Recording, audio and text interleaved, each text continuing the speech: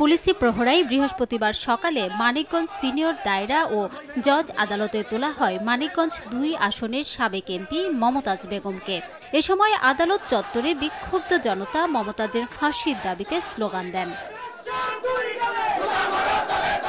আদালতে তোলার সময় জনরোষের মুখে পড়েন মমতাজ। তাকে লক্ষ্য করে ডিম নিক্ষেপ করে বিক্ষুব্ধ জনতা। সংসদকে রঙ্গশালা বানিয়েছিল, সেখানে গান গেয়েছে, নেচেছে।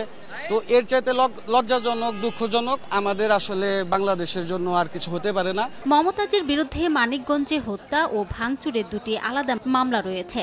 সিংগাই থানার হত্যা মামলায় এদিন আদালতের কাছে মমতাজের 7 দিনের রিমান্ড চেয়ে আবেদন করেন তদন্তকারী কর্মকর্তা মনিরুল ইসলাম। শুনানি শেষে 4 দিনের রিমান্ড মঞ্জুর করেন আদালত। এছাড়া হরিরামপুর থানায় হওয়া মারধর ও ভাঙচুরের আরেক মামলায় 2 দিনের রিমান্ড দিয়েছেন আদালত। তার নেতৃত্বে হুকুমে পুলিশ সহ আওয়ামী লীগের ক্যাডার বাহিনী গুলি করে আমাদের 4 জনকে হত্যা করেছে। সেই মামলা আজকে তার শুনানি হচ্ছে। সেই শুনানিতে আজকে তার বিরুদ্ধে 4 দিনের রিমান্ড মঞ্জুর করেছে আদালত। আওয়ামী লীগের মনোনয়নে 2008 সালে সংরক্ষিত নারী আসনে সংসদ সদস্য হন মমতাজ। 2014 ও 2018 সালে নৌকা প্রতীকে নির্বাচন করে মানিকগঞ্জ 2 আসনের এমপি হয়েছিলেন তিনি।